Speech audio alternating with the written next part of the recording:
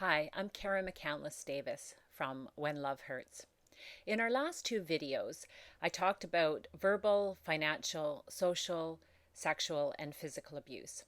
In this third video to explore the different types of abuse, I'm going to try to touch on the remaining forms of abuse on the power and control wheel. The wheel looks like this. You can get a copy of the wheel from our book, which also has a checklist for the different types of abuse.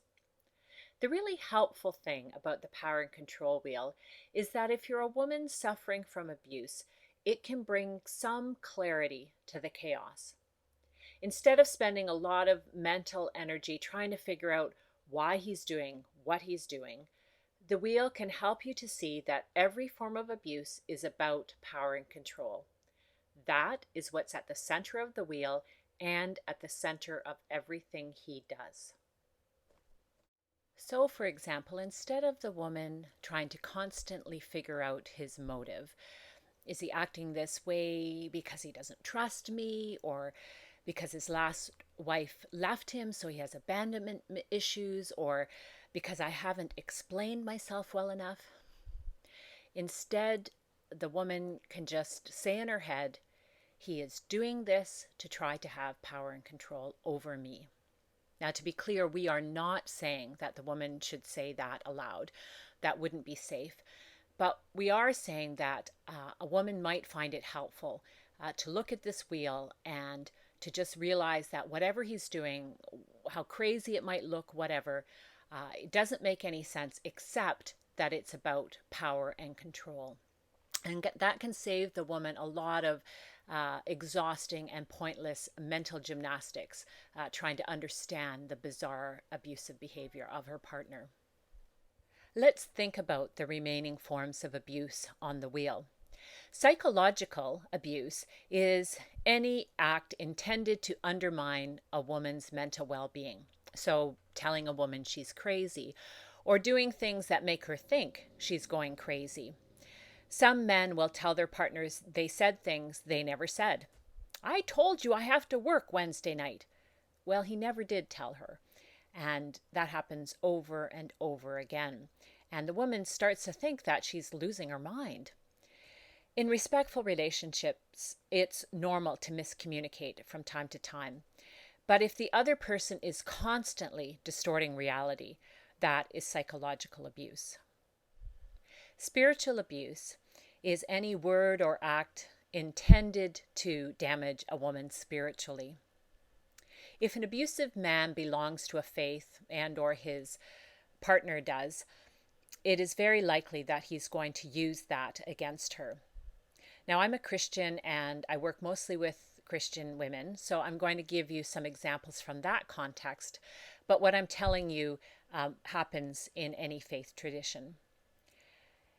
It's common that if an abusive man is at all familiar with Scripture, that he will use that against his partner. So they will quote Scripture out of context and use it as a weapon against the woman. You're not a good Christian because you won't forgive me. Or, God hates divorce, so you're going to go to hell if you divorce me. Christian men who are abusive will also try to use church authority against the woman.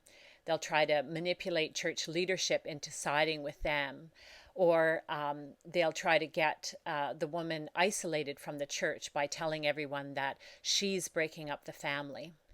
Bringing the children into the abuse dynamic is another common tactic of abusive men. Things like talking to the woman through the children. Tell your mom that it's none of her damn business what I'm doing. That kind of thing. Also, really common that abusive men try in one way or another to drive a wedge between the mother and the child. This is a really powerful way to hurt women and to try to control women. I just think it's the most hurtful thing you can do to a woman is to somehow threaten the child's well-being or threaten the mother-child connection. And of course, a good father would always want children to have a good relationship with their mother. But abusive men will drive a wedge between that by saying terrible things about the mother or by trying to get custody of the children. Cultural abuse is about an abusive man using his culture or the woman's culture to try to dominate her. So it might be the man using his culture to justify his behavior. This is how my culture treats women. Or putting down the woman's culture and suggesting that it's inferior to his culture somehow. Or speaking his language to exclude her from conversations.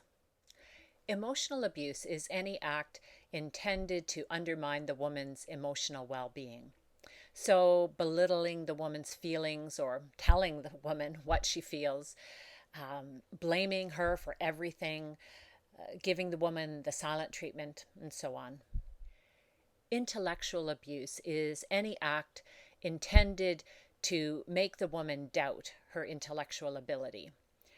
Telling a woman she's stupid or making her look stupid, belittling a woman or correcting her all the time. These would be examples of intellectual abuse. And finally, abusing pets or damaging property. You know, if a man kicks the dog or the cat, that's really awful to see. But it also sends a very intimidating and scary message to the woman. It says, you might be next, or the kids might be next.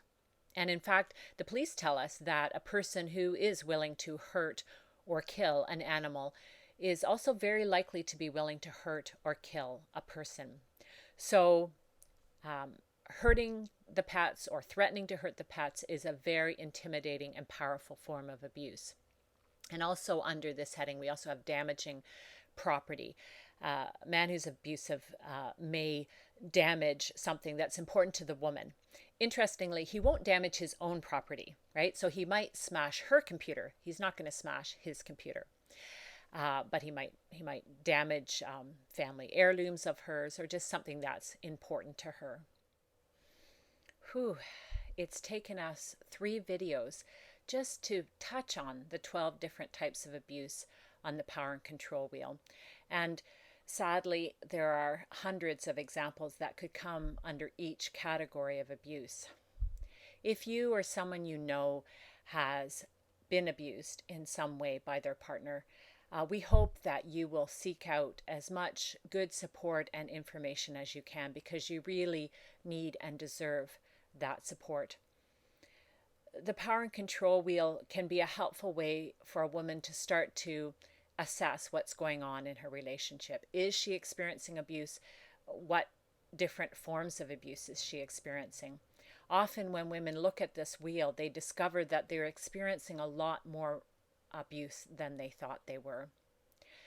So what's the impact on a woman to be experiencing these different forms of abuse? Well, that's what we're going to explore in our next video. We hope that you'll go and take a look at that now. Thanks.